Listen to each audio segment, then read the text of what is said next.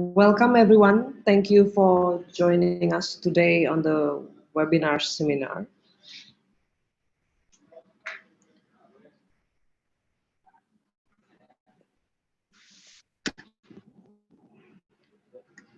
My name is Saskia Chokro, and I'm the moderator of today's event. This webinar is a collaboration with Fiji Embassy in Indonesia, Coordinating Ministry for Maritime and Investment Affairs of Indonesia, Archipelagic and Island States Forum Secretariat, UNDP Indonesia, and Fiji Chamber of Commerce and Industry. Today, we are presenting Building Climate Resilience and Adaptive Capacity to the Business and Society. Oh, please everybody mute yourself because we are starting now. Just a little housekeeping before we get started. If you have any questions during the presentation, please type them into the question box in your Zoom control panel. Like I'll bring them up during the presentation and we will also have time for the questions in the end. And please, during the presentation, please mute yourself so we have the conducive, as we know that 1.5 hours really short. Okay. Now, without further ado, we will turn the time over to Mr. Isaac Grace, charged the affair of the Fiji Embassy in Indonesia, to give a brief introduction to the purpose of this exciting webinar. Please. Thank Mr. you. Isaac, over to you. Thank you so much. Thank you for the warm introduction and thank you for the greetings as well. Warm greetings and welcome to this webinar this morning or this afternoon, wherever you're tuning from. The theme is clear: building capacity and business for business and society. First and foremost, I wish to acknowledge the esteemed panelists for this webinar, and also in particular AIS Forum, Secretariat for all the organization and facilitation, and all other relevant parties that contributed to the facilitation of this event. Excellencies, ladies and gentlemen, selamat pagi and warm greetings to you all. I will now share my slide for the presentation.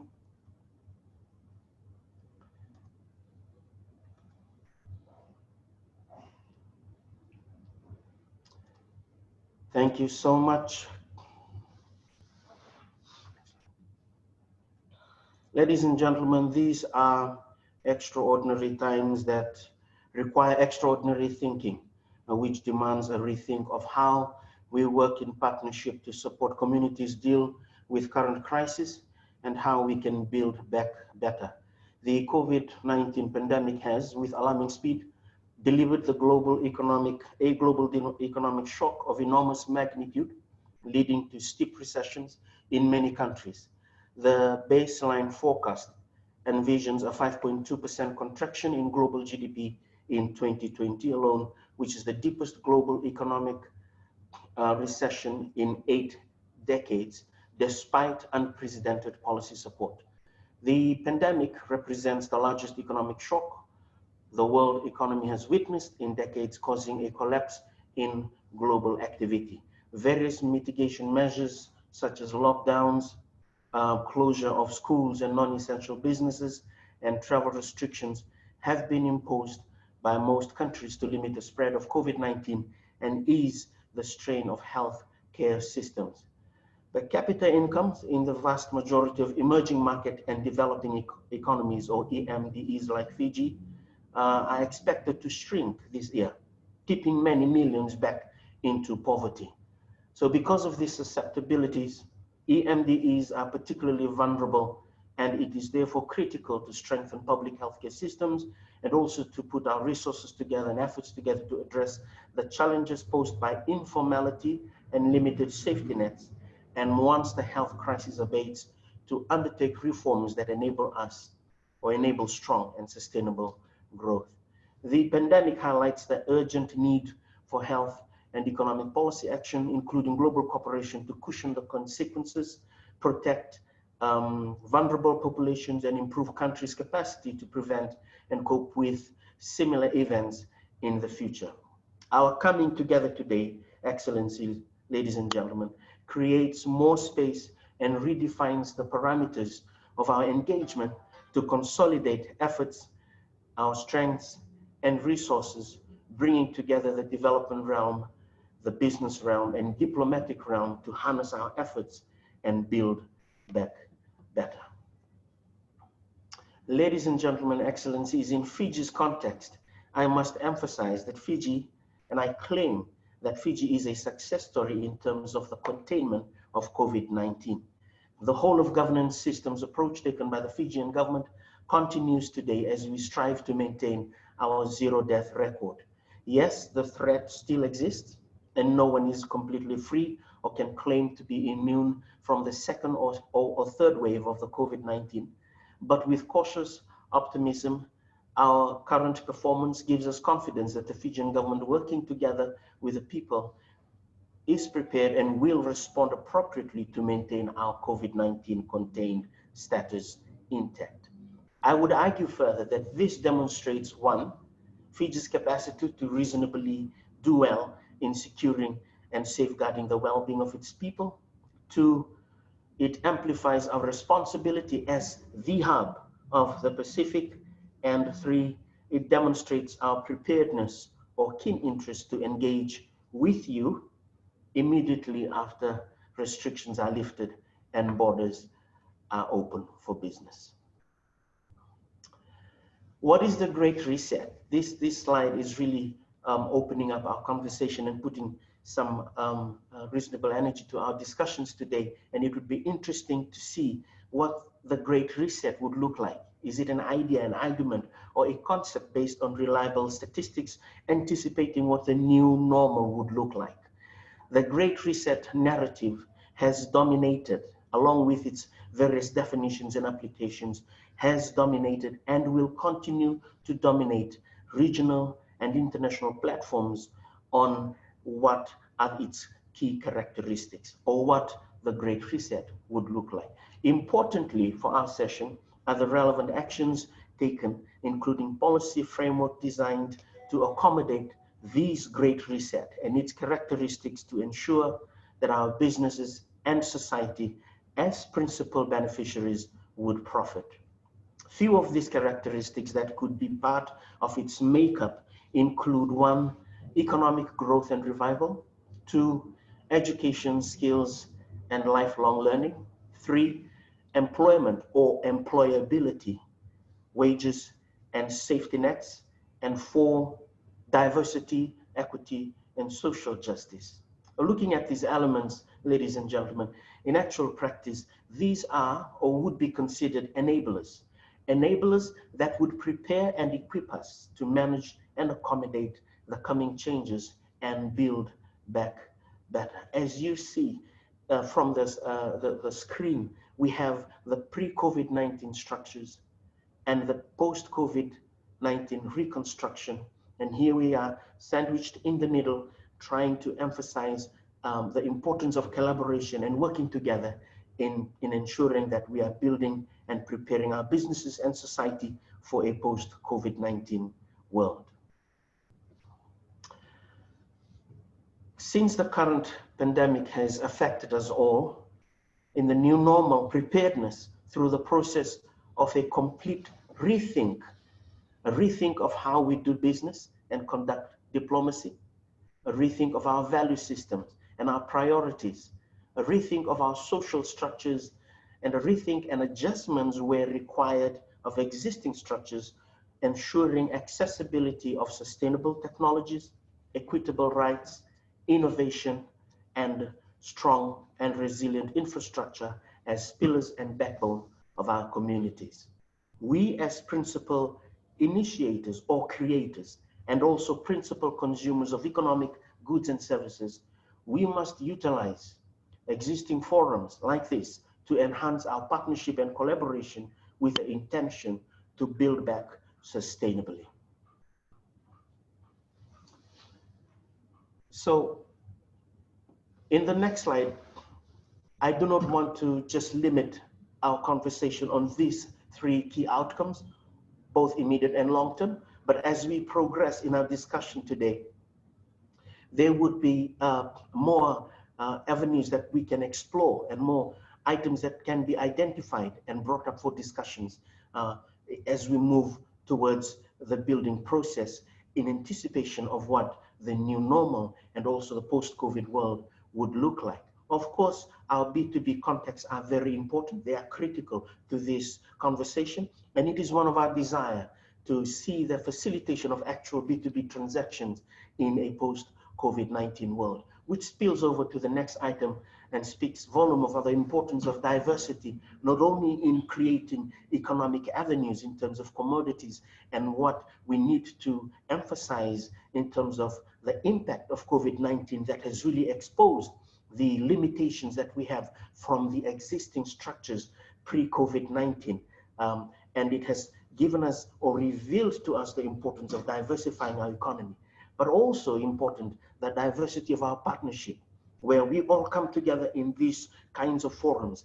Thanks to AIS for facilitating this, UNDP, FCCI, FEC, and all other parties that are here today, for us to collaborate and work together and find solution platforms, which spills over to the last item, and see what research and development, blue economy, energy, science and technology, and of course, digital consumption brings to the forefront of our efforts and our desire to find alternatives and options because of our current experiences from the limitations that has really exposed the vulnerabilities of our globalized world that we live in. Blue economy, as we all know, the ocean, which is valued around 3 trillion annually, and also supports about 3 billion people across the globe. And most of these people are concentrated in the developing countries. And if we have a healthy ocean, it equates to human health, and it also equates to human wealth. Our natural resources as capitals has also been under pressure. And all these collaborations and all our discussions today will hopefully also link back, whether it be dotted lines or solid lines, to the SDGs and our efforts collectively as citizens of this region and also of our respective countries to contribute to the achievement of SDGs. I thought just to close with this slide as the arrows find to or identify the key markets of Fiji. One, I'm closing with this because I'm a diplomat and also I'm promoting what Fiji has to offer in terms of the audience that are here today, for entrepreneurs, for startups, for established businesses.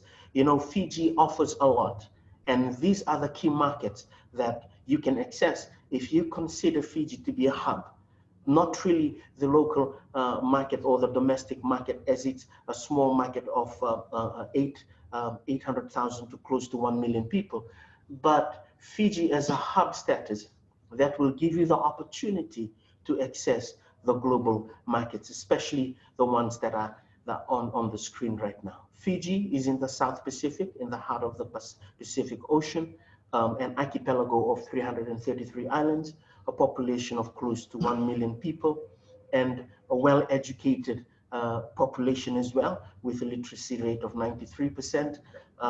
The archipelago is well serviced with shipping lines that are reliable and are consistent, and that has also enabled businesses that has chosen Fiji to be a hub access the Americas, the markets in America, Canada, Japan, China, Australia, and New Zealand. So with that, with those few slides and those few opening remarks, I hope that we will all enjoy a successful webinar. A good health to everyone. Again, thank you to AIS and UNDP and the team for organizing this wonderful event. Terima kasih banyak to everyone. Have a blessed session. Thank you so much. Thank you so much. What an exciting overview of Fiji and what can Fiji done for this exciting blue economy society. So thank you so much, Pak. So for the next question, we're gonna give the floor to Mrs. Rima Arta, UNDP country economist. She's the PhD in international development She's the one who leads the development of Indonesia Blue Finance Framework. She also leads the research on inequality, vulnerability assessment, and she's also leading the research on circular economy of Indonesia, including the gender impact of COVID-19 on, especially in this pandemic impact, the one that we stated. Please welcome. Thank you so much for this opportunity. Good morning, everyone. Your Excellency, Mr. Isaac, and other distinguished guests. I'm here just to present a slightly overlook on Indonesia economy. I like to say that current situation is very unfortunate. It's kind of hope that it just become like a turbulence, and then we don't really have to face the real storm, even though we still don't know when is actually this COVID-19 will be end. So in the contraction in the economy is already seeing from the first quarter, even though Indonesia acknowledged that COVID-19 just start in March, but it's beyond the expectation. Government predicted the growth is only slightly reduced, but then the real data show that actually the growth is falling more than 2%. So in the first quarter, it's about less than 3%, and then it's expected in the second quarter or now condition it's become negative, and even predicted for like in general the whole year in 2020 it's become a zero or even negative. So this is very worrying because this is the lowest growth over like the past 20 years.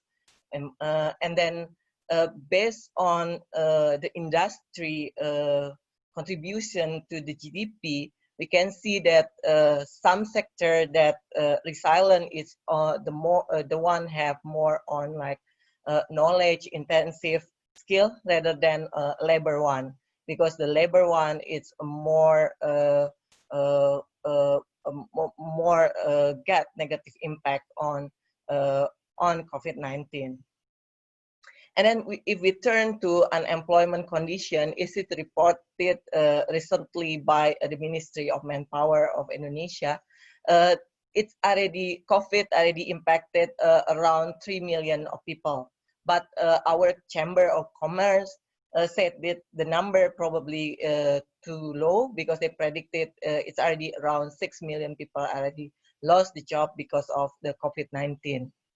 And then in terms of poverty, even though Indonesia is still have like 1-digit percentage of poverty, but after the COVID, for about just 4 months, is actually erased about 2.5 years effort on poverty reduction. So even though probably the increase now from 90.2 to 90.8, but 0.6% of population in Indonesia is already means like about 2 million people is actually become poorer because of the COVID-19 pandemic. So this is something that worrying.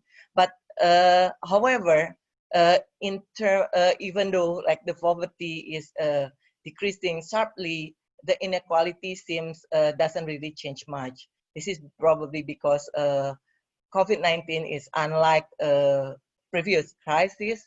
It's affected everyone. So it's not only affected the poor one, but also affected people who live in like 10% of the richest in the economy.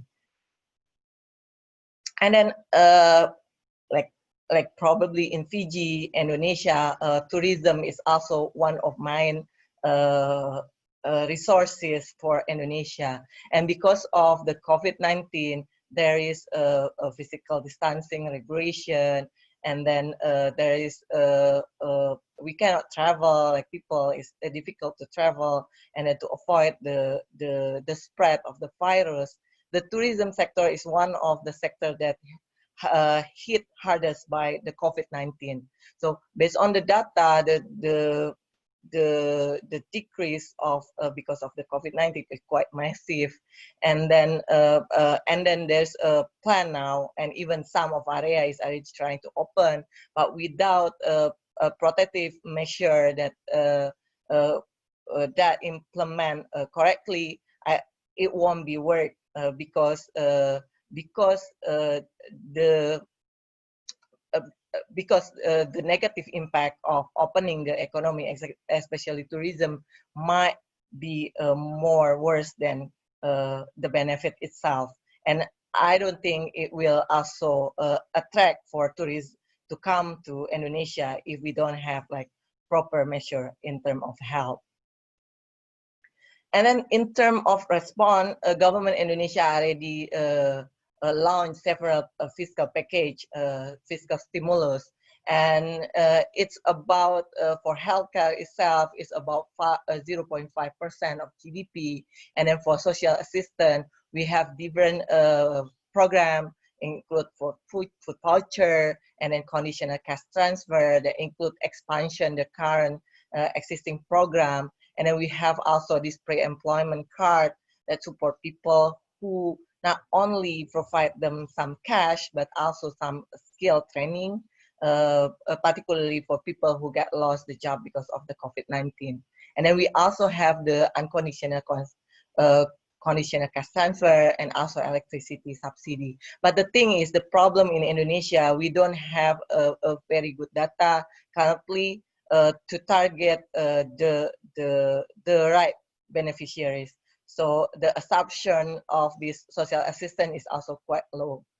And then we have also several packages to support MSME, and then to support the SOE, and also some tax relief. And the government also plan to provide some cash incentive for this MSME. They try to develop this mechanism, and this all incentive is actually already cost a lot. It's already create budget deficit doubled more than the previous year. Now government have like more than 6% budget deficit because of all this stimulus. And then, like, of course, the recovery process is still started now. The government start this plan, the recovery, there's the recovery process. And then I think there's still things that need to be highlighted. Still, we need to put health first. It means that the health, the test expansion the test needs to be expanded, and then the improved health system should be also put as a first foundation before the others, because we cannot have this economic recovery process without try to reduce the COVID-19, the number of cases of positive of COVID, because Indonesia still have quite a lot of number of infection rate. And then there's also expansion of social protection. Like I mentioned before, it is very difficult to target people because during this COVID-19 crisis, it's not only people who are like really poor who get impacted from COVID-19, but also people from middle class income is also get the impact because the loss of the job. So the expansion of social protection when there is no perfect targeting available, maybe government try to reach this universality. So that's why UNDP try to advocate this universal basic income for everybody, particularly during this pandemic situation. But of course, there's we acknowledge there is a fiscal capacity in there. So maybe expansion and the universality whenever is possible is the best way. And then the third one is about the debt management, because as I mentioned before, all the stimulus already create budget deficit, and government actually will allow more budget and deficit more than 3% until 2022. So I guess the debt management need to be done to avoid it more debt through reforming tax system, because Indonesia is one of the country in the region that have lowest tax. And then we also can do like cutting subsidy, and then also through innovative financing. And then the last one, I think the recovery process should be sectoral based, because I guess the COVID-19 hit the sector into different way, and then it has different timeline due to the physical distancing. For example, like tourism, it might take a bit while before we can really 100% open all the tourism site to be start a business as usual. And I guess echoing to Mr. Isaac, I think one thing that I need to mention is about the blue economy, because the ocean is the future of economy. This is also something that Indonesia need to focus on in the future, because currently the contribution of the ocean economy is quite low in Indonesia. And I guess through all this collaboration, and then through this AIS forum, hopefully we can push more on blue economy in more on inclusive, and then also without damaging so much resource on the ocean and for the future economy. I guess that's all for me. Thank you so much for this opportunity. Back to the moderator. Thank you so much, Mrs. Rima. Thank you for your time. This is really interesting to the fact that we have this four-way to go forward, that we put the health first, and then also expansion of local protection, reach universality, and debt management, and also sectoral-based approach. This is really complementary to what Mr. Isaac was saying. And then next one, we will gonna present please welcome Dr. Abdul Wahib Sitomora. Thank you, Saskia. Very good morning. Selamat pagi, Bula-Bula, Nisa Yadra, to our esteemed speakers, Pak Isaac, Bu Ana, Jones, Ibu Elisa. He's a senior advisor for climate change. He's also in charge of he's an avid learner and avid actually. Yes, Pak Abdul, please start your presentation. Thank you so much. I thought yeah, that's all right. It's all right. Saskia. It's all right. Yeah, but again, this is really interesting conversation, and we know that you're gonna tell us a lot of things that is interesting. We are really limited in time, so hopefully we can make it concisely 10 minutes, so we can have a exciting question session afterwards, if you don't mind, of course. Yes, I don't mind. I'll try, to present in 10 minutes. Please remind me if my time is over. So all right. So yeah, all right, and yeah, and all webinar participants, we are very pleased to have a joint webinar with PG, particularly with PG Embassy in Indonesia, PG Chamber and Commerce, and PG Export Councils. And I fully agree, with Pak Isaac and Ibu Rima, the chosen themes, building adaptive capacity for business and society is very relevant in the middle of we are tackling COVID-19 pandemics. I also agree with our previous speakers. This is a global challenge, but what I also see, from our previous speakers, we can also see this is also an opportunity and a global opportunity to enhance, our networking, advance our collaborative works, and find, the workable platform.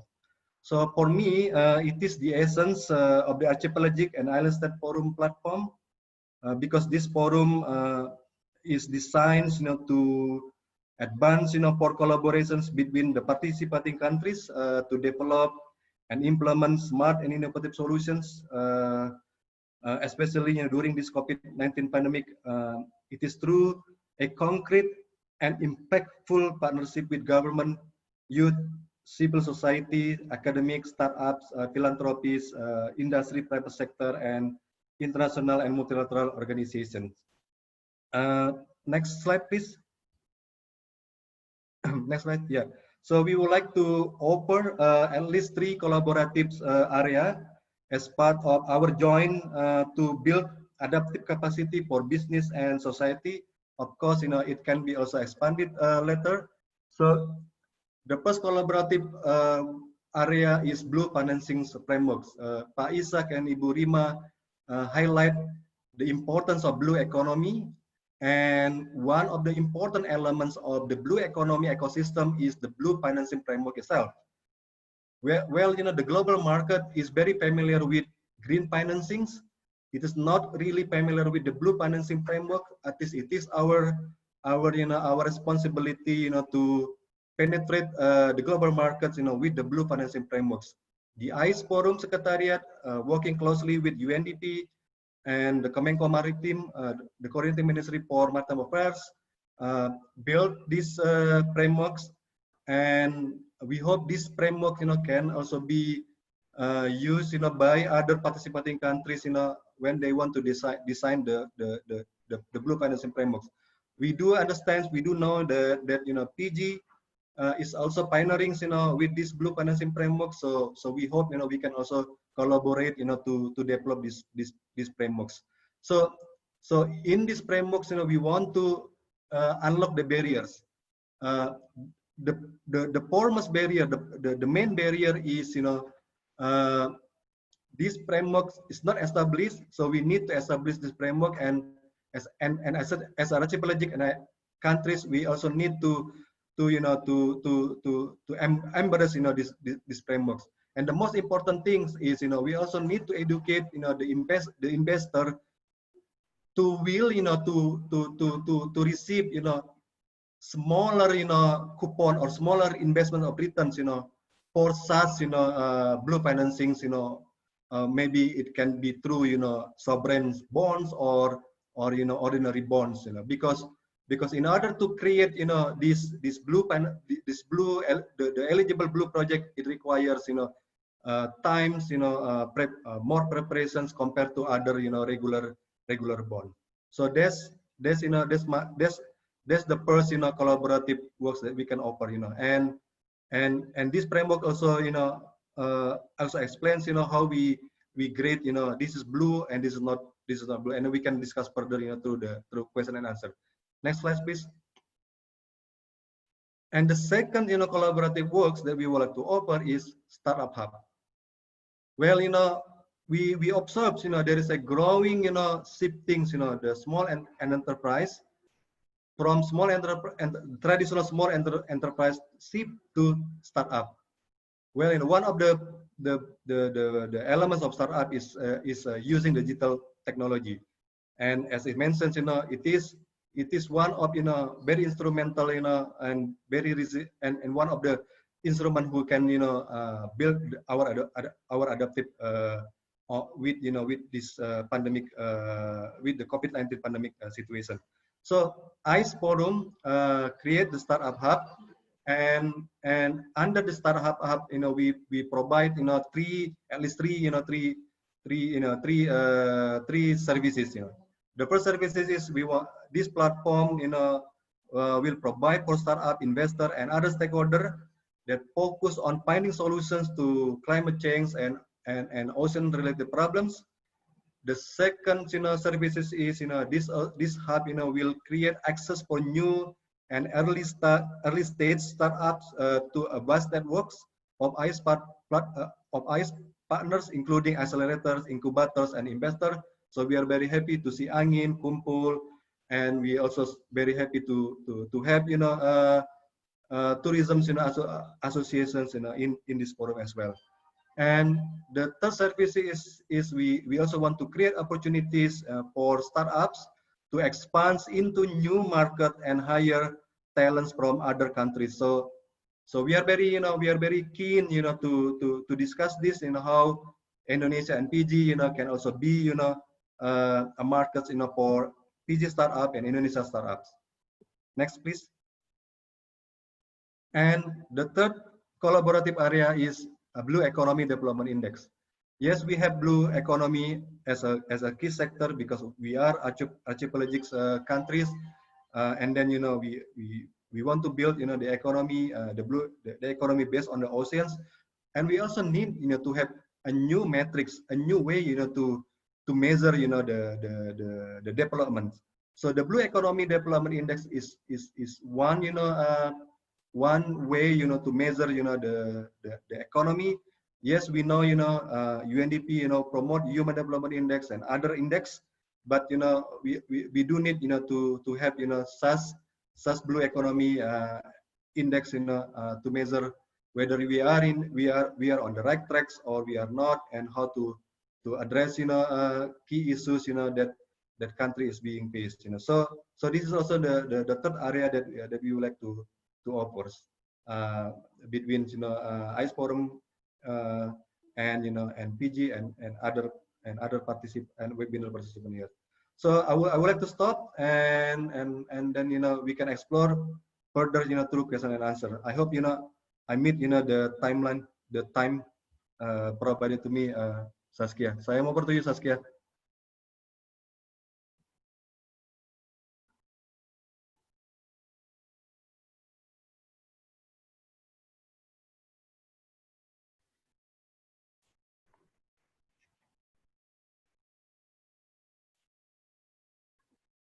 Saskia.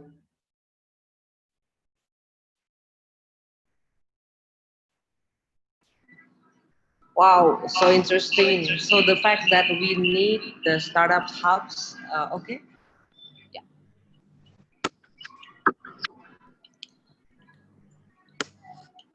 So the fact that Pa Uchok and UNDP basically presenting the Blue Economy Development Index, so we're gonna know how to actually do the business properly. So this is really interesting. Meanwhile, we were waiting for Pak Uchok, Abdul Situmorang, to go back to with the screen. We're gonna please everybody, dear attendees, as a reminder, if you have any question, please put your questions on the chat box featuring below.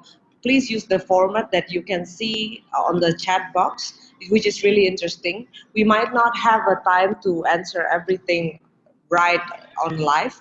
However, we plan to actually collect your questions, and then we plan to summarize, and then we will know how to answer it properly, especially when all the speakers are here, like the Isaac from Fiji, and then also is the one that gonna go after that. We make sure that it's gonna be represented and be provided the answers later. How is it, Pak Ucok? Is it okay now? Maybe we can start the screen. Well, Yeah.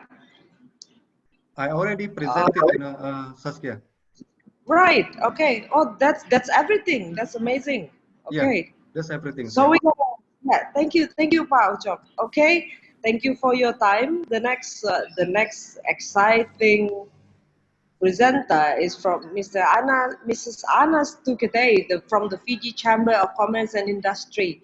She is the awardee for 2017 Medal of Order of Fiji for her work in Fijian women and youth. And basically, she is the international lawyer that is the first listed Pacific Council with the International Criminal Court in Den Haag. And also, she is the deputy director of the Institute of the Small Microstates based in the UK. She basically now sits on the various Fijian and regional boards, including the Fiji Employment Related Advisory Board, Fiji Chamber of Commerce and Industry, Save the Children's Fund Fiji, VHL Funds Management Limited, United Blind People of Fiji, and the Miss Pacific Islands pageant. She's also the UK Commonwealth Secretariat Task Force on International Arbitration. Please welcome Miss Anna.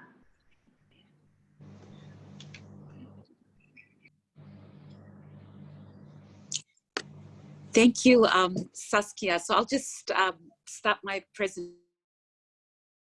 presentation or my talk, please stop me if you won't be able to hear me because of IT or communication issues. So I'm very conscious of the time. Firstly, thank you for this opportunity. It's after 3 p.m. in sunny Paradise, Fiji, and I bring you warm greetings from the Pacific. The Fiji Chamber of Commerce, our role, for those of you that don't know, we offer a forum for businesses and other organizations just to explore significant major changes that are taking place in the Fijian economy. We also aim to provide a positive business environment, including those international entrepreneurs or businesses that are investing in Fiji. We try and serve as a bridge between the private sector, government and other institutions and various stakeholders to try and bring about economic development, not only in Fiji, but around the region. We also offer influential and respected channel of supplying business leadership, not only to help government manage the ships in a collaborative manner, as what we've been talking about this morning, but to try and have the benefit go across nationally and regionally. Hopefully, by early next year, fingers crossed, we can see a Fiji-Indonesia Business Council that will follow suit. What has happened post-COVID is that we have noticed that there really needs to be a collaborative work, not only with various institutions and regional institutions, but also with government stakeholders and governments themselves. The think outside the box approach is what we've taken. Some of the challenges that we faced as a chamber was the misinformation on online platforms that could lead to bad business decisions, create panic. Some of you also saw and witnessed food, panic in food buying. We also saw the impact of school closures on working people, with tutoring gone online and with businesses having issues with that. The business sector we saw for our members, we felt a bit helpless during the lockdown as we had to stay at home in order to be part of the global fight. So doing nothing in order to actually be part of the fight, that was also our challenge. We had issues like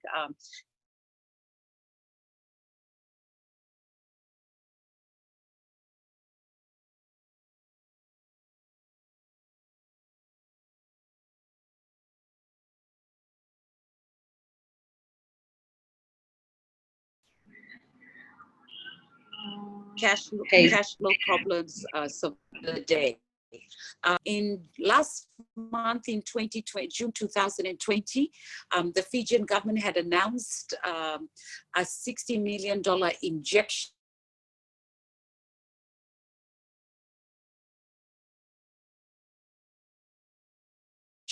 into for supporting enterprises. So the Fiji Chamber assisted in not only vetting, but assisted in the processing of these SMEs with no cost at all. And we received about 7,000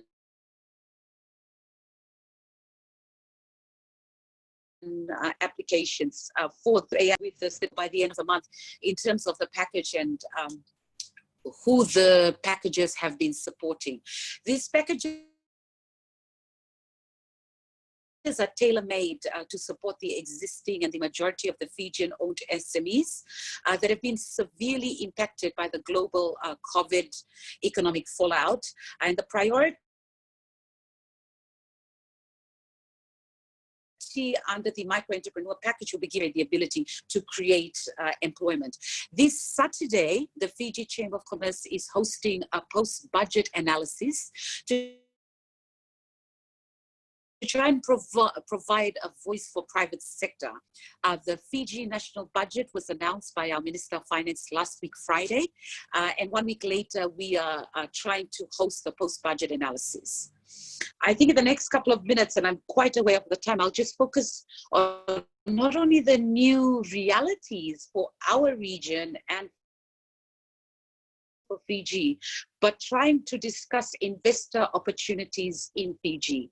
So we've got a very young English-speaking and educated labor force.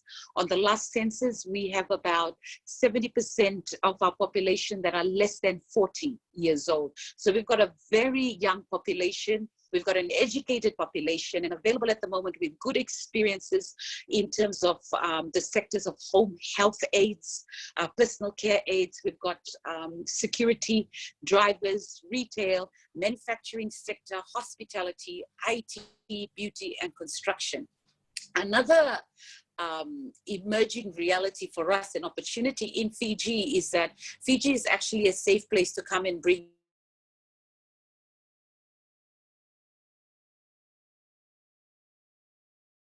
your family, high workers, and people here are no debts in the contain it successfully. And Fiji has also become an option for working remotely for anyone globally. In addition to this, our Ministry of Trade has launched the Love Your Locals program, encouraging locals to go and support local businesses.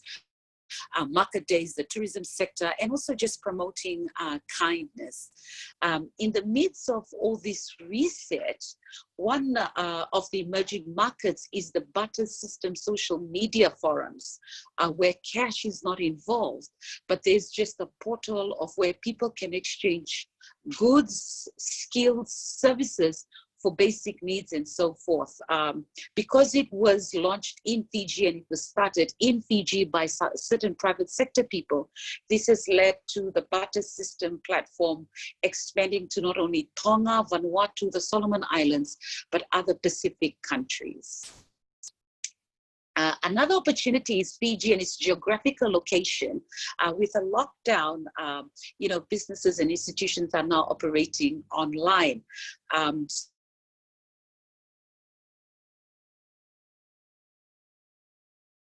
So regional businesses, Fiji transporters, Fiji is also a good physical location to collaborate with businesses here in order to send goods across the Pacific. So it can also act as a stop. We've got a very good biodiversity system that we have here in Fiji. And businesses here can also collaborate with any shipping industry or any movement of goods and services.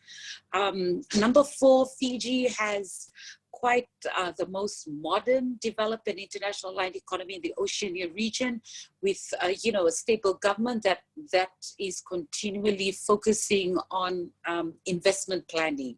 We have international alternative dispute resolutions mechanisms available. Fiji had signed last year in August on the Singapore Convention on Mediation to facilitate any disputes or any contract issues for trade and commerce, so that enables the settling of cross-border issues. We've also got, we passed the International Arbitration Act in 2017, enabling Fiji to also host any arbitration disputes that are there internationally, and it doesn't have to originate in Fiji. We've also had ILO work reforms on Violence and Harassment Convention in 2019, and Fiji is also the global hub for hosting of it. Now, one thing that the Chamber is also excited is that last week on Friday, the Fijian government had announced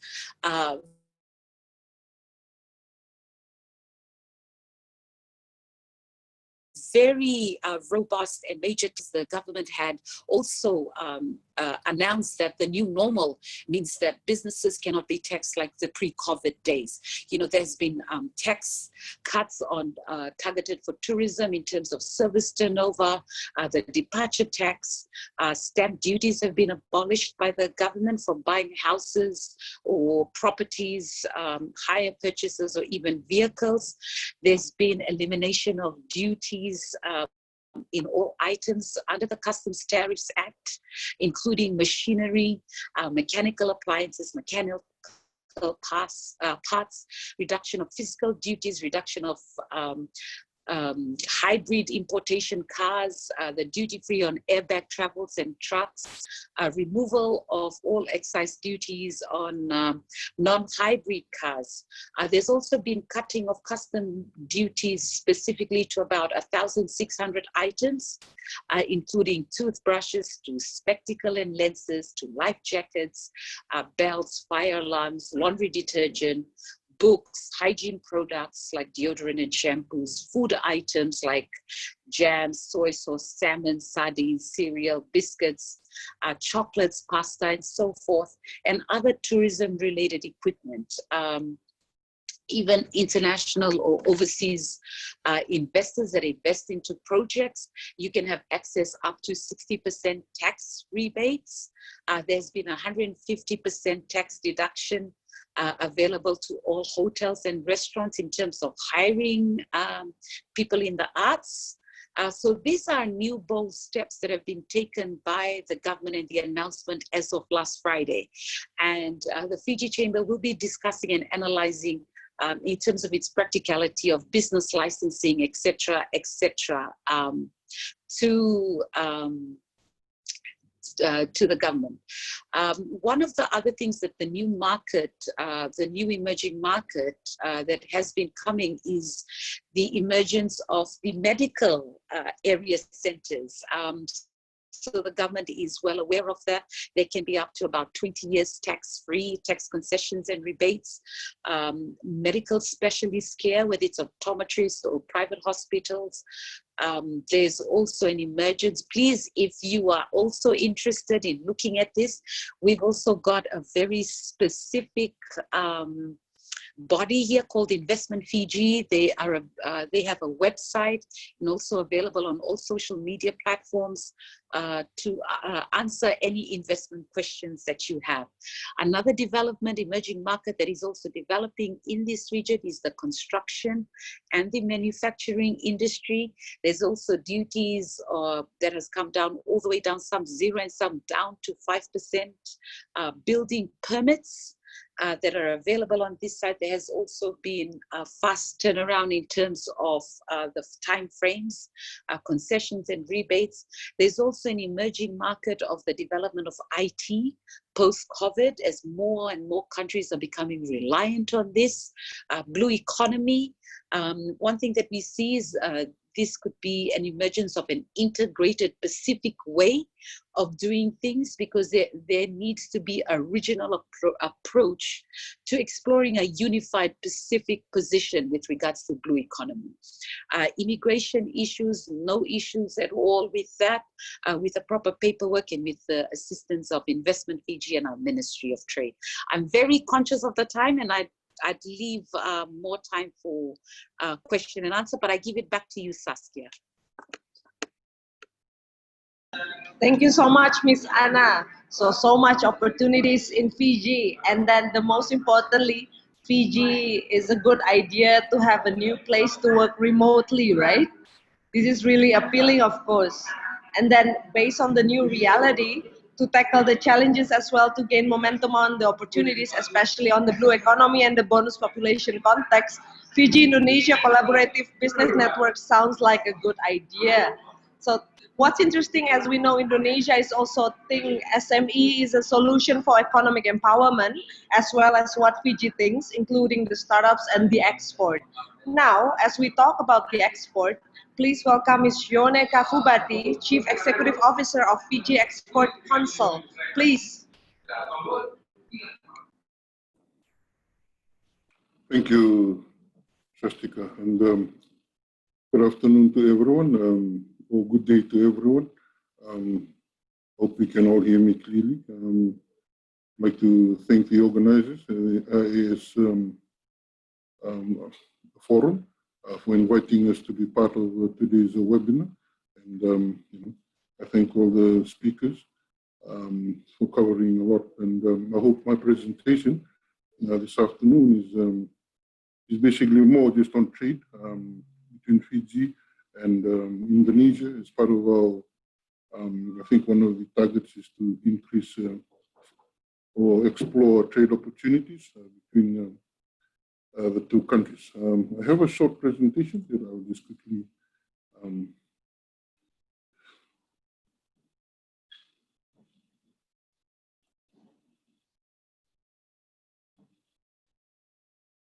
present to you.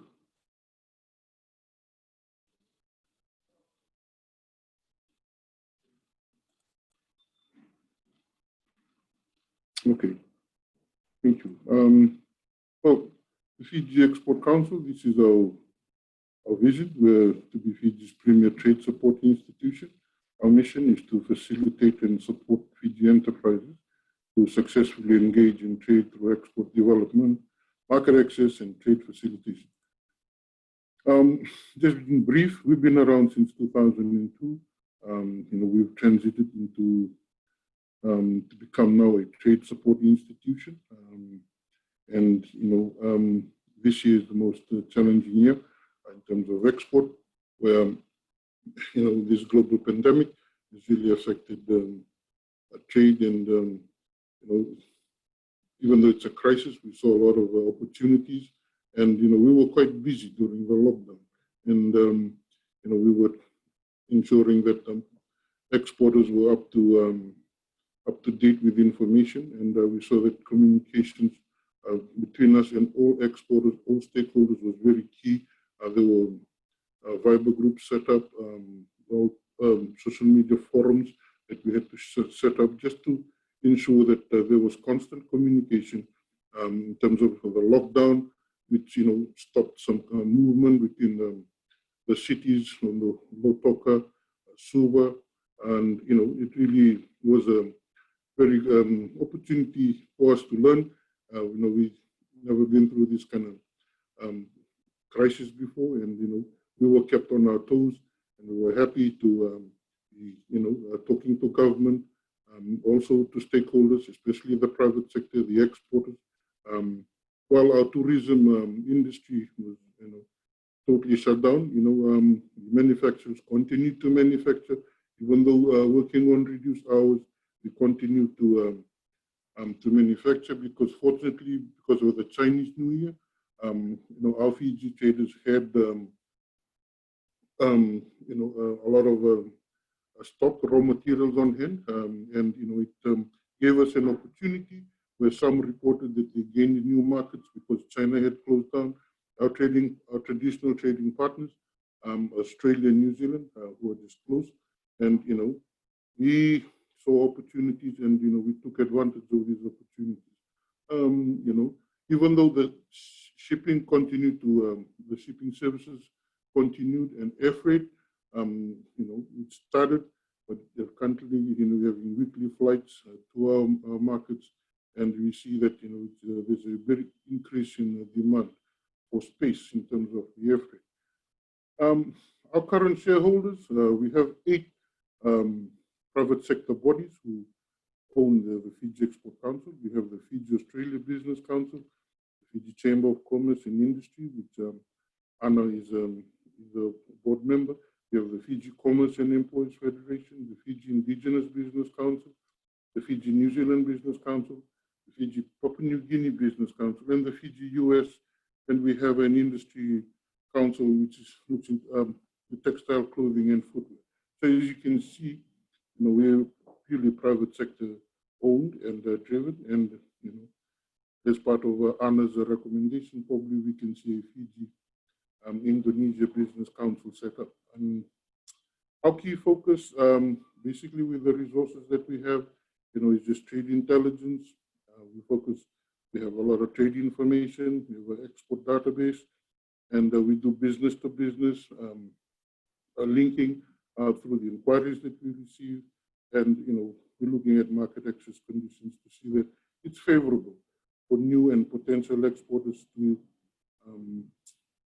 successfully participate in trade. In terms of export development, we run a few capacity building programs, working with our strategic partners, looking at export readiness. This is tailored for new and potential exporters. We also run training and advisory. Also, we assist with the product improvement, product sampling through our strategic partners. And in terms of enabling business environment, trade facilitation, we're part of the Trade Facilitation National Committee, which is made up of government and private sectors, all stakeholders, where we discuss trade issues that affect Fiji and how we can improve.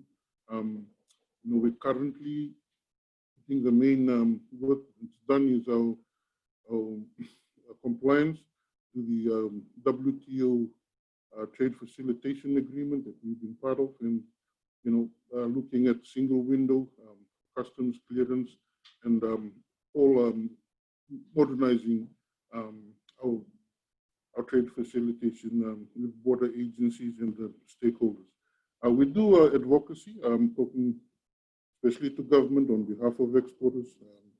We seem to be very successful in this, and we are part of most of the private sector forums, and we're there to advocate on behalf of exporters to ensure that the challenges are minimized and we have more export, especially contributing towards our national export.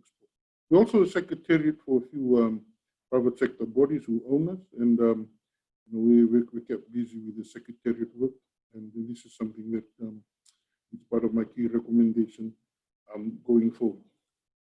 Okay, we'll talk about some trade data which I managed to pull out between Fiji and Indonesia. This is from the ITC, which is International Trade Sector Trade Map, and it's based on the Bureau of Stats, which is Fiji customs data. And I just decided to look at what Fiji imports from Indonesia, looking at least the top 10 commodities that we import. And as Anna alluded to earlier, with a new budget announcement, Fiji is now readily open for business. And the new tariff code, as you can see, there's some reduction, which is Fiji moving towards trade liberalization. And, there's a lot of opportunity that, if you can see from the figures, we import a total of almost 28 million in terms of the USD. This is based on 2019 figures. And paper products is one of the top import commodities that we import from Indonesia. And, currently it's a very, if you look at the annual growth in value between 2015 and 2019, it's growing at 53% per annum. So that's quite a healthy number in terms of growth. And, we currently have just 5% of Fiji's share of imports in that particular commodity. Now, previously the duty rate was around 32%. With the new tariff that was announced and alluded to by Anna, that 600 items have been reduced. The new tariff effective now is it's 5%. So it's going to be cheaper for Fiji to import, and maybe there's opportunity for Indonesian companies to increase their export. The other, the second one is more on cement. These are clinkers that we import to mix our cement here in Fiji. As Anna said, we are very, construction is on the increase. There's a very quick, there's a lot of projects and people building houses and building buildings. And this is, you can see there's a big demand in cement, and we see that this will continue to grow. Before it was duty of 32% plus 10% on excise duty. Now it's totally free. So again, you are 14% in terms of total share in terms of Fiji's export. Our top import is from Japan, followed by New Zealand, then Indonesia is on the third. And I think it's India and China. But again, now that it's duty free, there's a lot of opportunity that can be explored. Cotton, which has always been free, we have a very strong manufacturing base in terms of textile that you'll see continues to be protected. Duty-free access on all raw material is currently the regime for Fiji. Vehicles, we also have soap and healthcare. So that's up that duty rate has reduced from 32% to 5%. We also have cereal, flour, and starch for preparation of food. The duty rate is still 32% because most of this is sweet biscuits and wafers that we import from Indonesia, but we have that. We have to protect our local industry, so that's still at 32%. But it's been reduced by 15%. So again, there's still a reduction. In terms of electrical machinery equipment, this is more television. And if you look at the duty, it's reduced from 25% to 5%. Plastics articles, the duty is now reduced from 32% to 5%. Furniture, bedding, mattress, that's been reduced from 32 to 5. And edible preparations for food, again, I think this includes all the sauces and spice. It's now from 32% to 5%. Ladies and gentlemen, we have the database. And, Mr. John, I'm sorry to interrupt you, but can you speak maybe a bit clearer? Because the data that you were showing is really interesting and your voice is a bit unclear. Thank you so much. okay.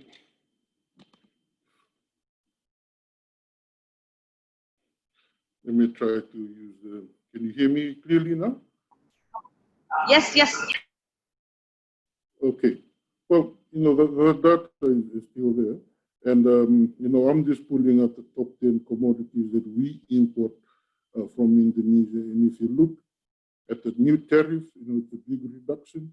So we see that, it's a big opportunity, to import more out of Indonesia. So yes, if you need any clarification, you can always contact us just to get clarification on commodities and the tariff code that will apply. And again, with business-to-business linking, we can always assist interested exporters to Fiji, to review or link you up with the current importers. Now, in terms of export, we, looking at the export figures, we only saw that, we only have two main commodities that we currently export to Indonesia. And this is for frozen fish and water.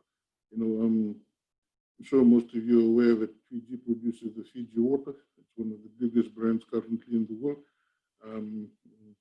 There's an opportunity, and there's a few other bottled water exporters that are here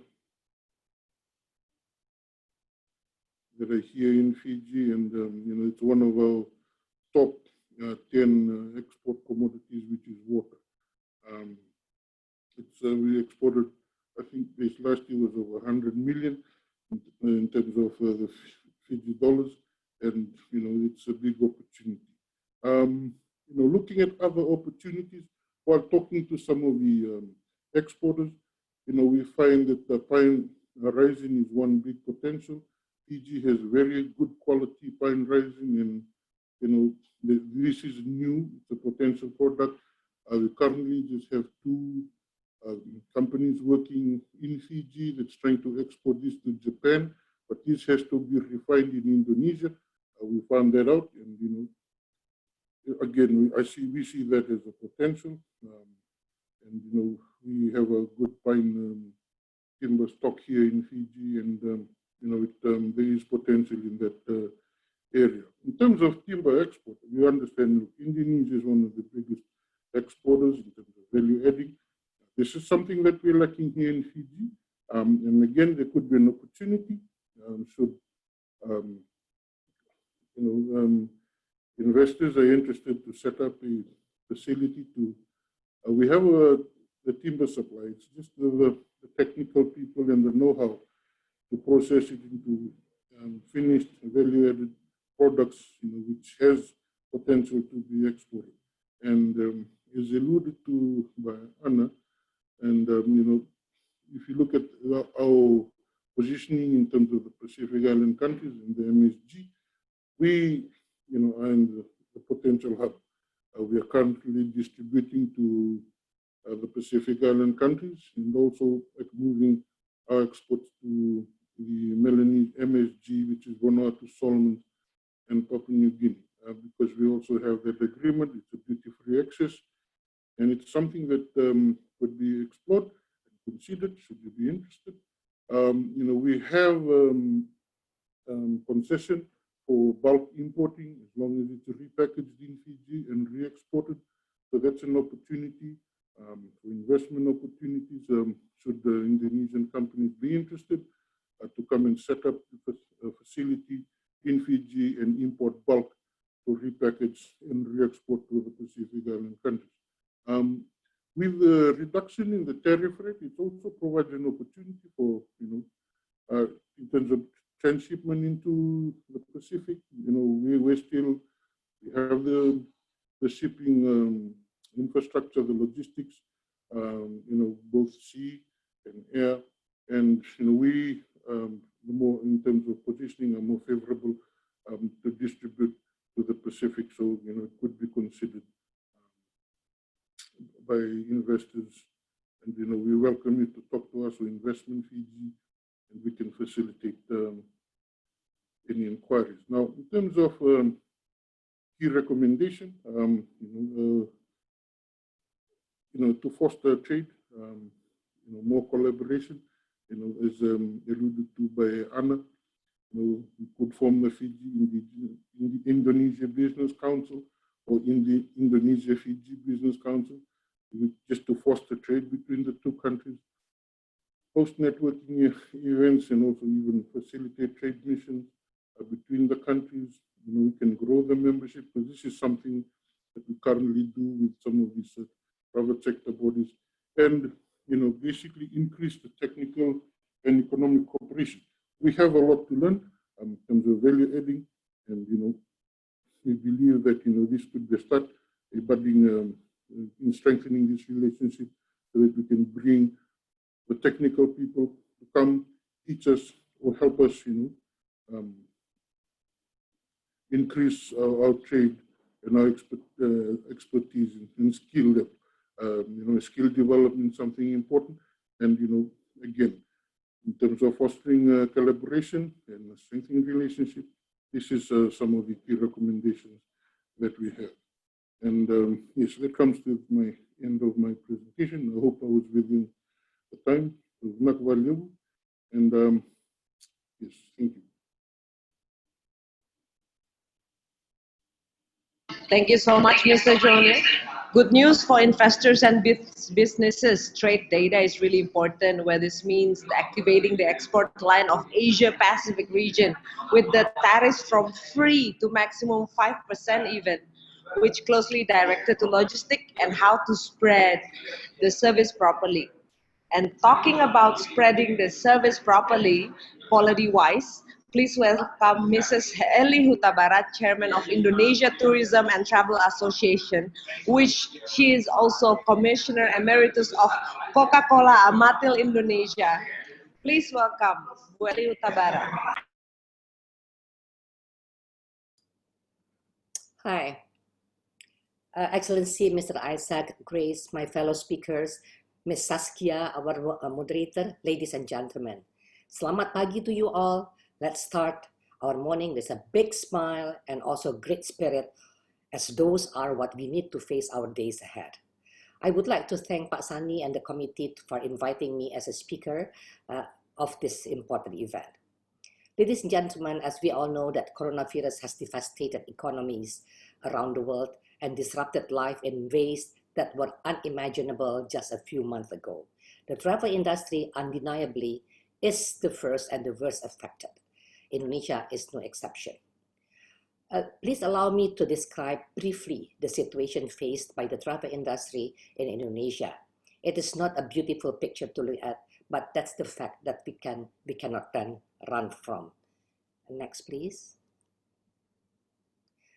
So I'm going to talk about the travel industry, what is now and what is next. Next, please. Ladies and gentlemen, the current condition of travel agents in Indonesia, it is safely to say that we have a very, very bad condition right now. And then we are now in the survival mode. Next, please. IATA, the International Transport Association, has issued a grim report that 2020 is the worst year in the aviation history. I would like to highlight the potential job losses as a direct impact by the current aviation downturn in Indonesia. It is not a very nice future for us. Next, please.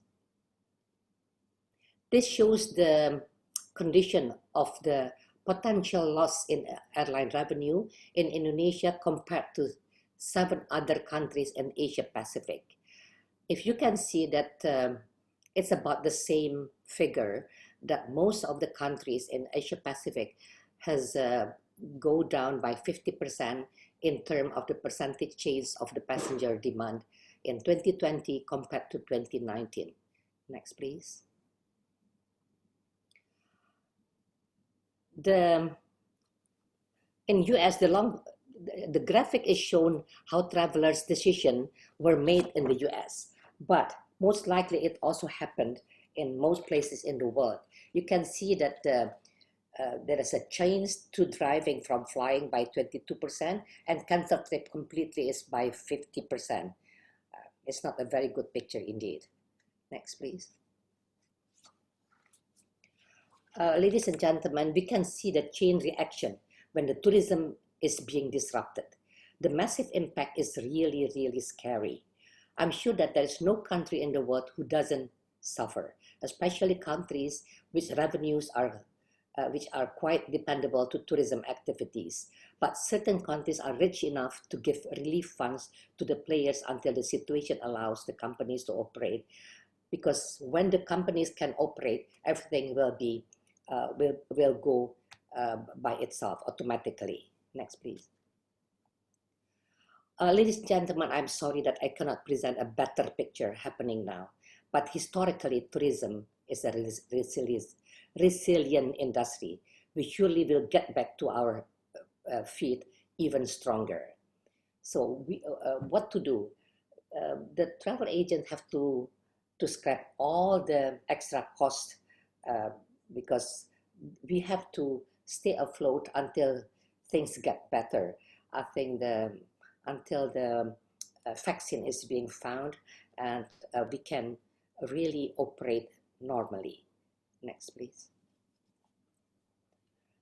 But we have, at the end of this month, the domestic travel is going to be opened by the government for tourists as well. Because before, it was only for business travel as well as for essential travels. So we welcome this opening of those domestic very nicely. But we have to know what is the changes of the behavior after the lockdown. The domestic family and small group travel will be the first to rebound. That's why we have to prepare our members to really adhere to the changes of the behavior. One thing that really, really important is study insurance policy.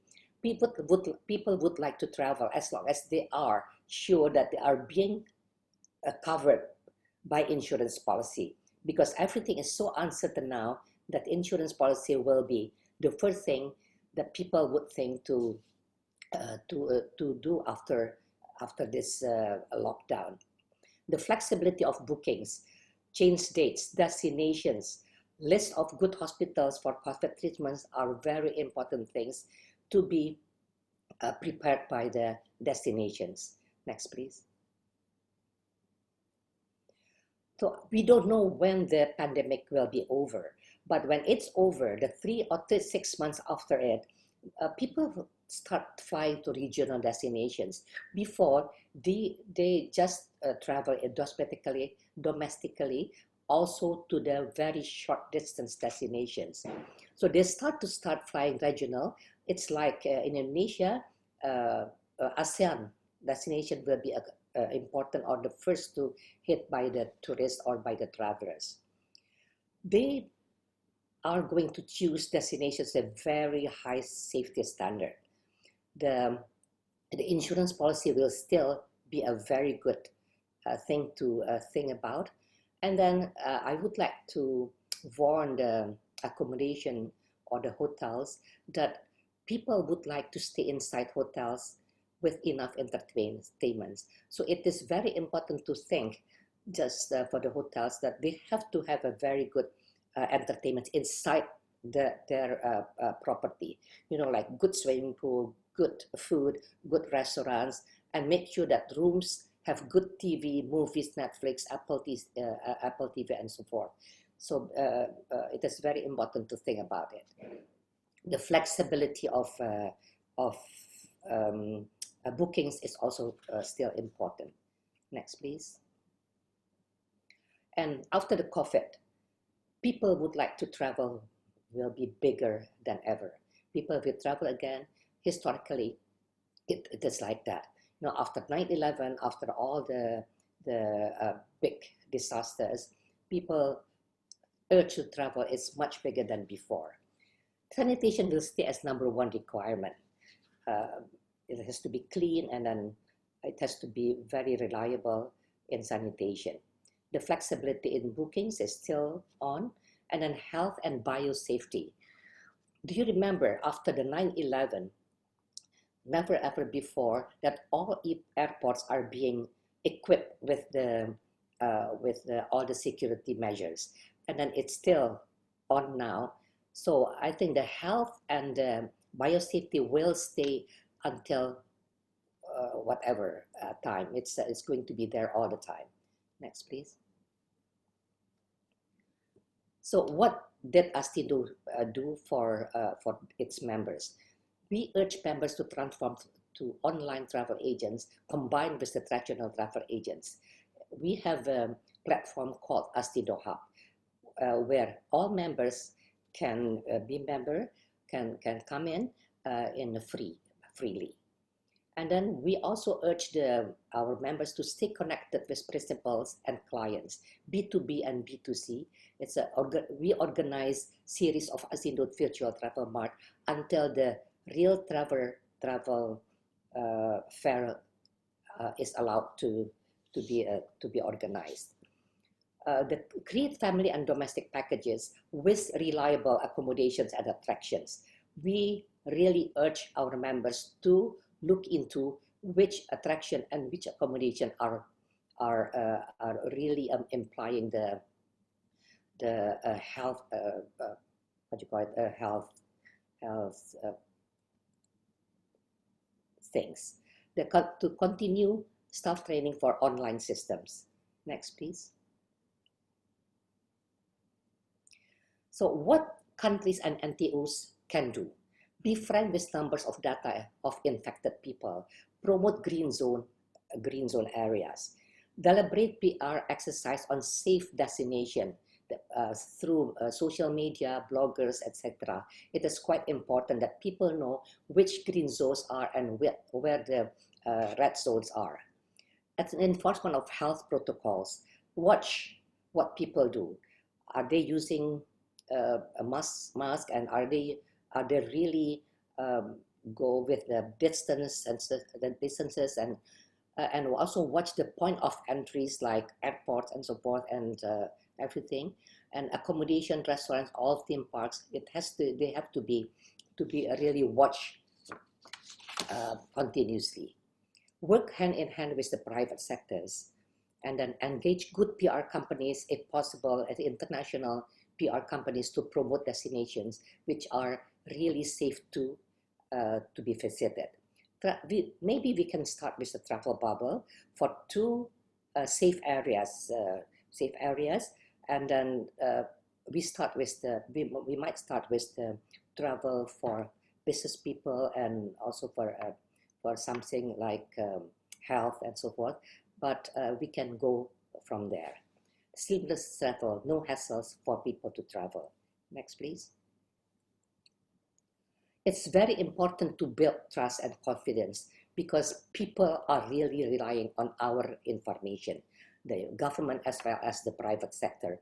So building trust is we can do it together in a very nice way. Next, please. Ready to fly.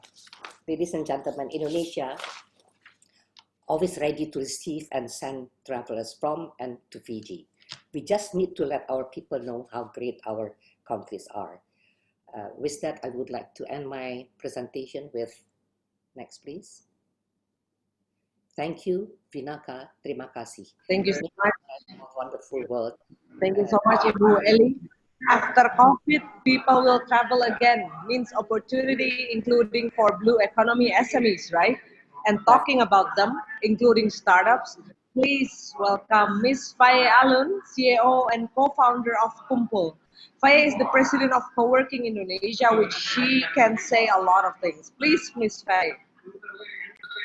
Hi, thank you. So shall I just start? Okay, so you already have my presentation. Yes. Okay. So I think we got so many informations. Thank you so much. I learned so much about Fiji and then the relationship between Fiji and Indonesia today. And specifically now, I would like to talk about how we can unlock the potential of blue economy through digital innovation. So Kumpul here, we've been working with some ministries, and then also we've been working together with UNDP just to see the concept of making this startup hub and then how we can unlock or unleash the potential of blue economy. Next. I'll try to be quick. So this is the pessimistic proximate of blue economy valued at around USD 1.5 trillion.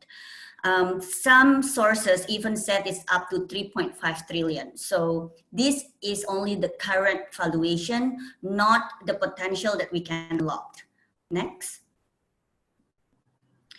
And then the potential impact of digital initiatives. And if you can see, number 2, so after the consumer goods, for agriculture and fisheries, it's actually for the gray one is the impact for society, and then the blue one is the impact for the industry. That's actually in USD billion, 2.3 or almost $2.4 billion potential impact as soon as we have digital innovation there. So digital innovations can help government and corporation to drive progress towards a more sustainable development goals. And it can actually raise the value by 10 to 50%, depends on the industry. Next. We talked first about Indonesia and then how we can actually see if we can link this with the potential of the collaboration with Fiji. And in Indonesia, we can see that the ones that been having a lot of digital innovations is in the field of e-commerce, online travel, online media, and ride-hailing. But then when we take a look specifically on the productivity of fisheries, actually the digital innovation increased the sector for more than 20%. And if it's related also to blue economy, and then you can include the tourism sector, it's actually there's a 7% growth every year. Next. Indonesia now, we have 5 unicorns and we go head to head with Singapore. But that doesn't come, overnight. If you see like the pathway when we just started the digital ecosystem and to open up the startup growth in Indonesia, it started back in 2014, 2015. Even that, at that time, the co-working industry just started. There were probably just around 20 players in the country. We didn't even have a unicorn yet. But then as soon as we had those, the government also pushed forward with a lot of programs. So the unicorns, if you can see, probably at the beginning of the ecosystem started from the circle that's got more access. You know, people who live in big cities got really like high educations, got access to fundings through their friends and family. So probably the privilege part of the community.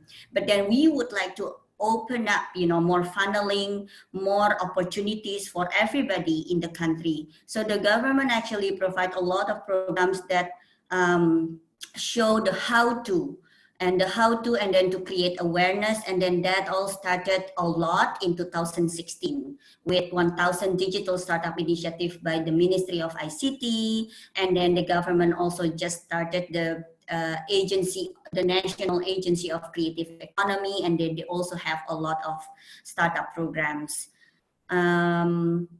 Next. I'll just go quick, and then you all can access the slides later. When we talked about blue economy, actually innovation and technology just one small part of it. There's a lot of other aspects, but right now, I think I will just focus mostly on innovation and technology.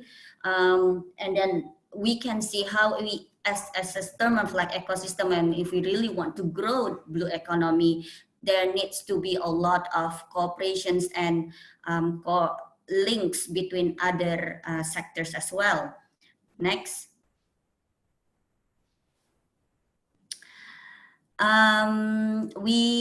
This is actually the innovation and technology. It's basically just to accelerate the strengths that you already have. And then looking at all the presentations and information from today, there's so much potential that we can actually tap into. And then if you can just like inject certain like digital innovations and technology, we can directly get like multiplications of impact. Next.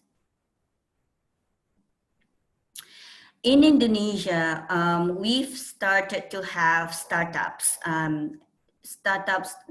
with business models that's actually tapping into the potential of blue economy and then solving certain problems around it. And they've raised big enough fundings. So we have e-fishery, we have Aruna, we have Global, and then even on the right side, you see these are the startups who just start, you know, like the early stage ones coming out from programs, government programs or other funneling programs that just guide them from ideas to MVPs and then to prototype and then just testing certain different solutions and innovations. But if you see like this already impact quite a lot, you know, of the coastal and then the marines and then the fisheries sectors. Next. So the startups supporting blue economy in Fiji, these are the ones that come up when we did some research. So super good start. And then we just see how we can actually link some of these initiatives with the initiatives started in Indonesia, and then also more directing it towards the economic impact, and then how to make it really sustainable with certain business models.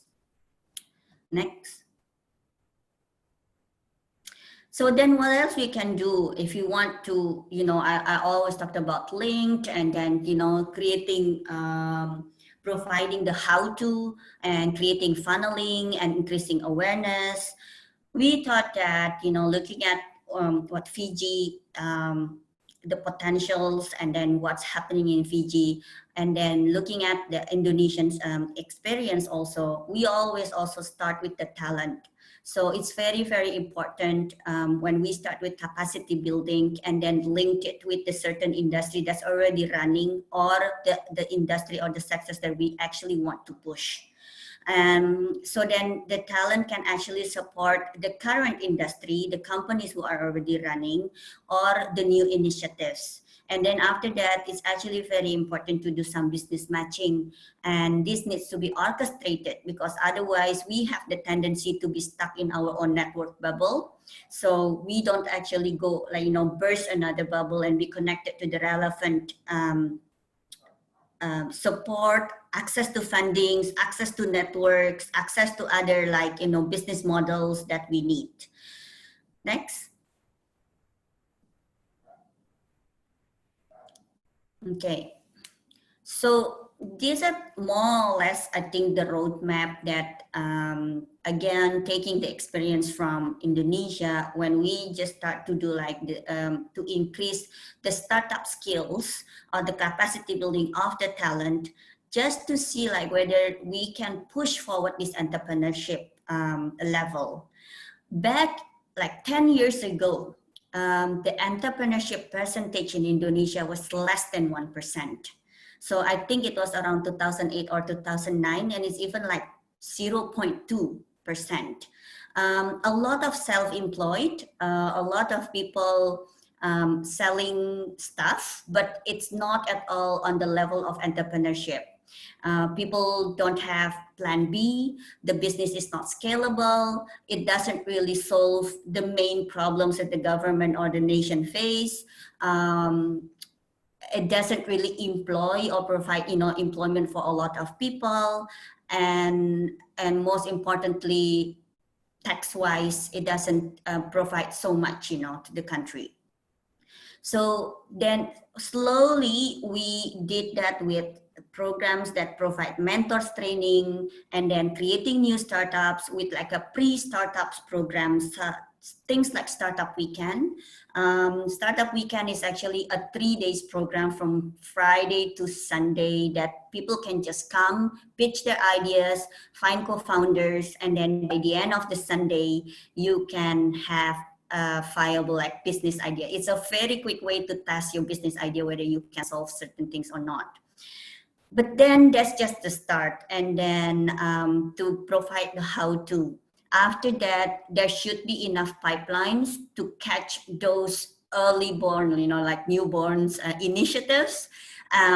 So then it can actually grow towards a sustainable business. Next. So why am I here? So I'm representing Kumpul. We actually started as a co-working space 5 years ago, but then we knew that co-working, it's more than providing workspace. It's basically a very effective ecosystem builder in your area. And it was so difficult to explain about what is co-working, innovation, startup ecosystem, the potential of economic development through co-working movement. So then we sort of co-founded and established Co-working Indonesia Association with fellow co-working players at that time, back in 2016. And Kumpul see that actually the main point that can be the engine of all the ecosystem builders are relevant program and content that you can give to your audience and your community. So we've been doing that now for the last few years. We have 50 hubs spread out in 26 cities across Indonesia.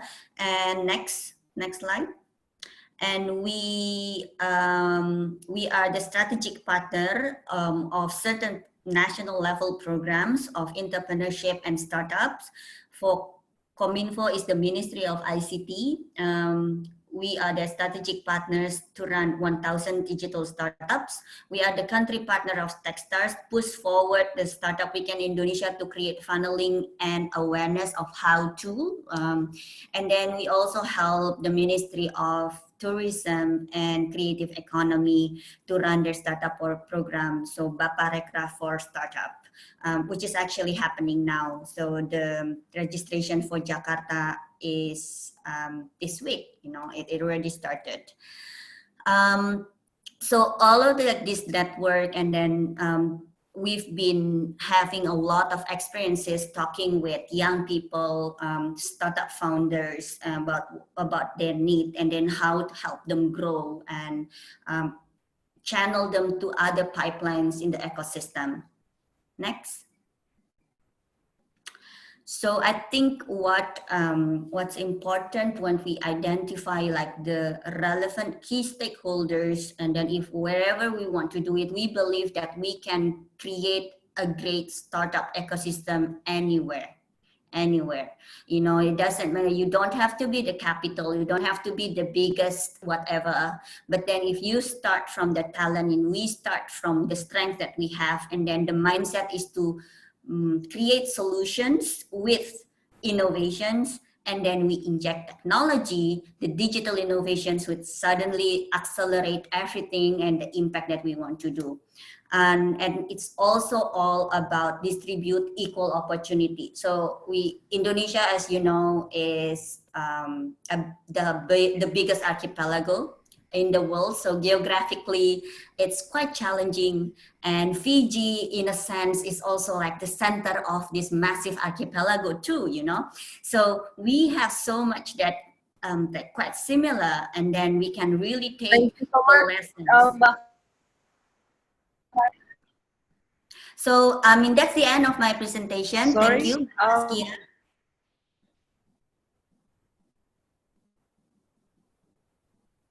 Hello?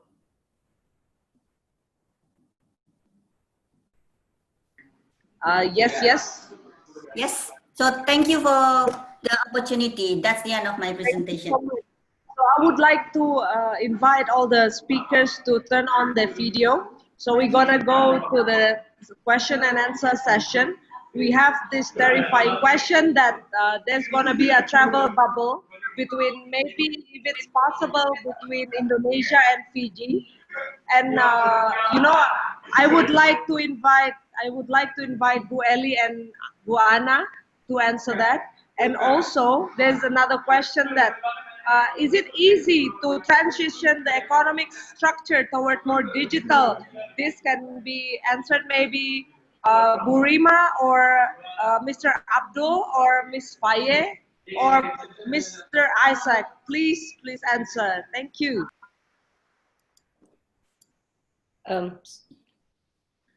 So Saskia, so I'm going to answer that question, or what? Or are you going Yes. to do? Yeah. Is it because it's the travel bubble between Fiji and Indonesia? Yes. Yeah. Okay. I think we have to wait for a while because Indonesia is not open yet for international travelers, and then travel bubble should be between two safe destinations. I don't know how safe Fiji now. Indonesia is not safe yet, but a couple of provinces they are safe. You know, like Bali and so forth. But it's not open yet for the international or regional travelers. It's only we just have to wait for a while until the government really give a green light to open a couple of residences or provinces for the international travelers. I think that would be the answer. Thank you. What about Miss Anna? Maybe you can add to that. When will Fiji open the bubble?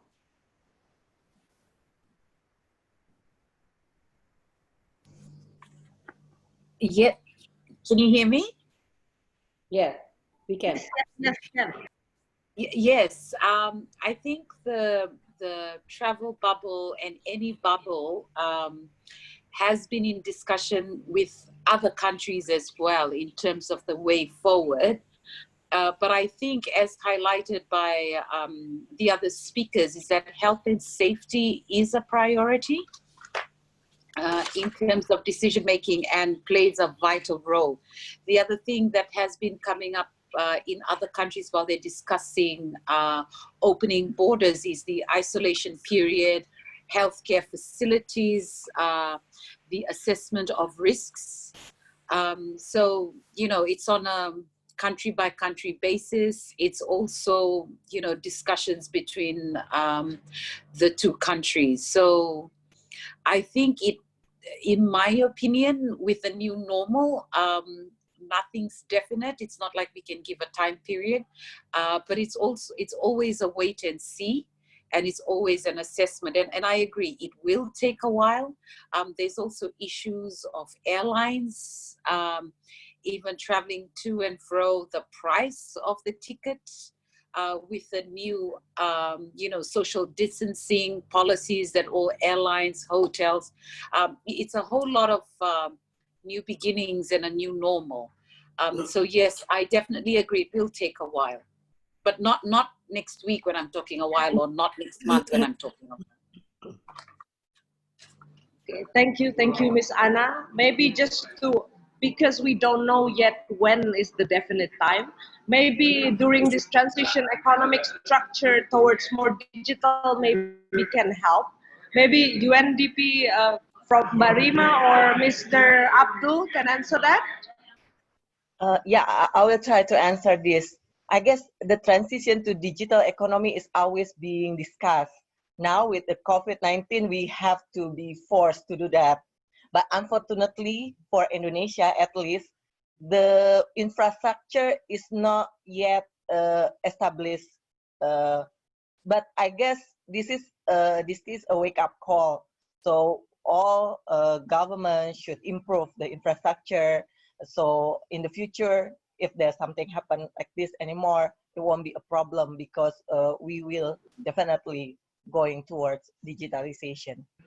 That's all from me. Yeah, so this time is going to be a time for exercise and urgent exercise. So Pak Ujo, Pak Abdul, do you want to add to that? Or I will give the floor to Mr. Isaac.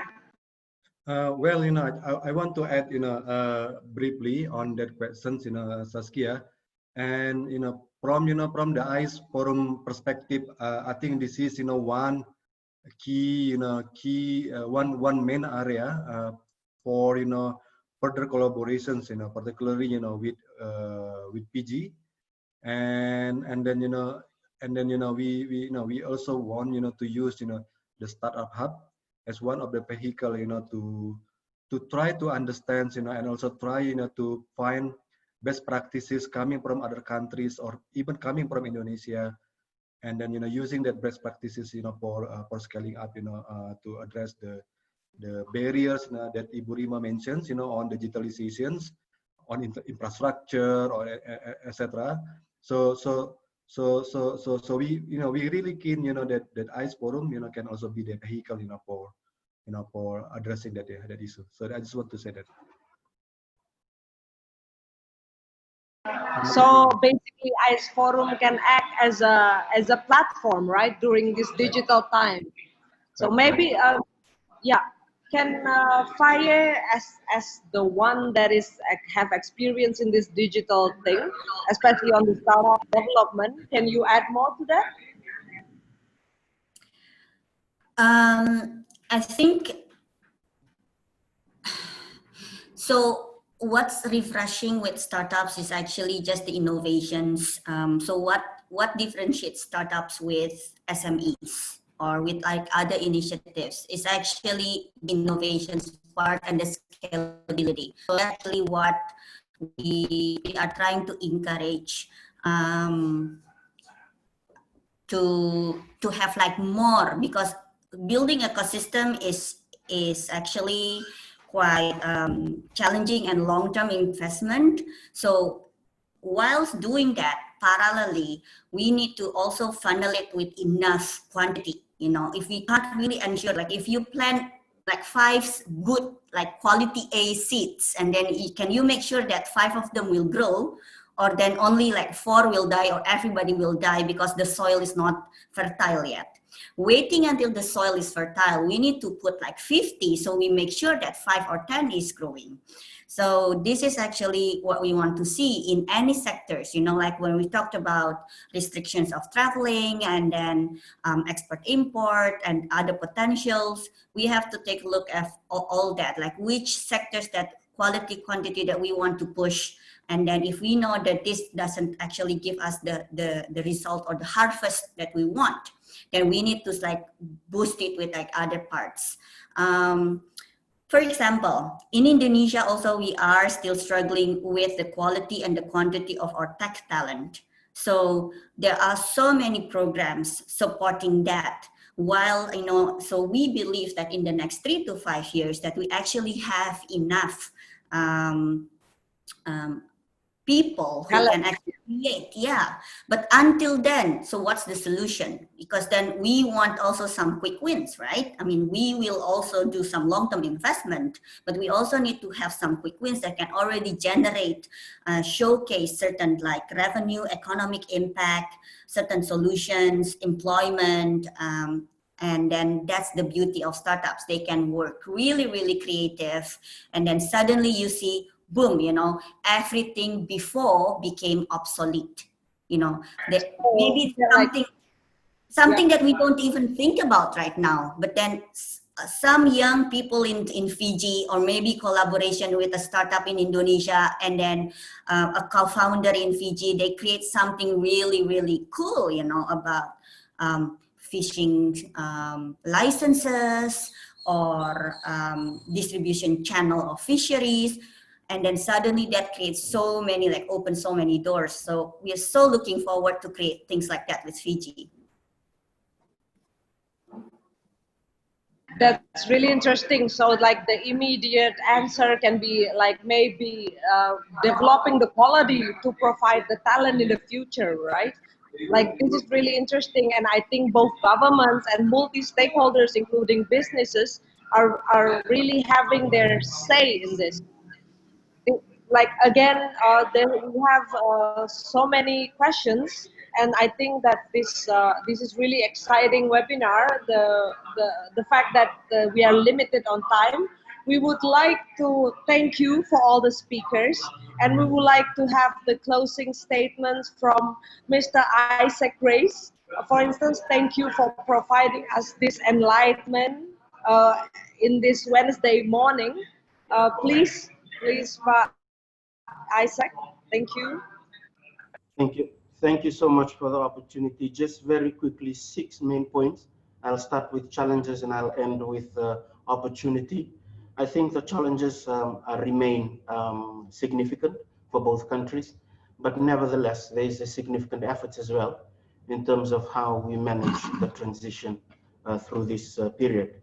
Number 2, awareness of both countries.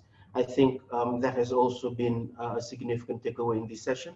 All participants are kind of aware of the key characteristics and also the strengths and the challenges that are being faced now by both countries, but awareness of what each organizations that are here, AIS, FCCI, Fiji Export Council, and also other organizations that are here, we are kind of aware of what we bring into the equation of collaboration to make sure and ensure that we'll build better together.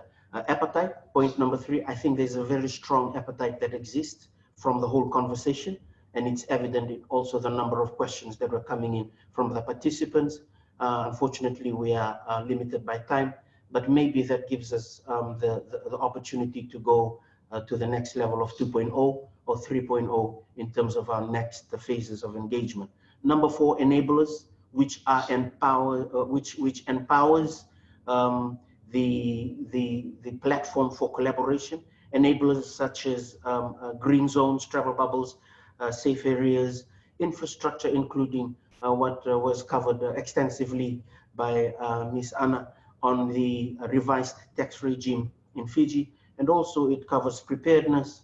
Interesting to see the existence of prop-ups through the how-to support structure that was alluded to by Faye. Number 5, 2021 Fiji Indonesia Business Council. I think that'll be a significant development built on the back of the PTA preferential trade agreement between the two countries, which is currently going through the academic review. And lastly, the opportunity. There's huge opportunity, a value addition for the Fijian market, the startups and testing of business ideas. The Pacific market, which is 3 or 4 billion in terms of the value that provides the opportunity as well for Indonesian entrepreneurs and also startups, and choosing Fiji as a destination of investment and using Fiji as a hub to not only access the Pacific market, but also America, Japan, and other key markets, including Australia and New Zealand. Blue economy, unlocking the full potential, which necessitates further extensive one-on-one consultations with Fiji Chamber of Commerce and Industry, and also Fiji Council, Export Council, and Investment Fiji, a significant organization as well that can help. I think much more broader, these are the common threads to our discussions, but if I can just quote what Faye Alund said that growth, unicorns, and success does not come overnight. So I think that really leaves us with a good takeaway of thinking, especially for the AIS Forum Secretariat, what are the next steps to the further consultation and also the collaboration between the two countries and the organizations that are here. My biggest hope is that, and my key takeaway for all of us, for the collaboration, even on one-on-one.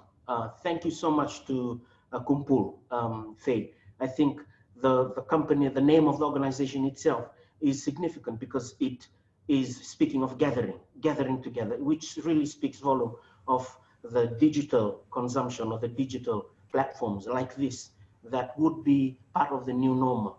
But with that, thank you so much to all our esteemed speakers and our guests and all participants who have been tuning in. Thank you so much for the opportunity. Again, Dr. Abdul, thank you so much for your team and the effort for putting this together. And the rest of the participants, I've not named you, but please accept my biggest gratitude. And in Fijian, we say, Binakabagaleu or terima kasih banyak. Thank you, Saskia. Terima kasih, Mr. Isaac. So this is just the beginning, everybody. Thank you for all the speakers. Thank you for Mrs. Rima Arta. Thank you for Pa Abdul. Thank you for Mrs. Anna. Thank you for Mr. Johne. Thank you for Mrs. Ellie. Thank you for Mrs. Faye. We hope that we see more and more solutions coming from ICE Forum. Thank you so much. We might leave and end the webinar after this. Thank you. Thank you all. See you. Thank you. Thank you. Goodbye.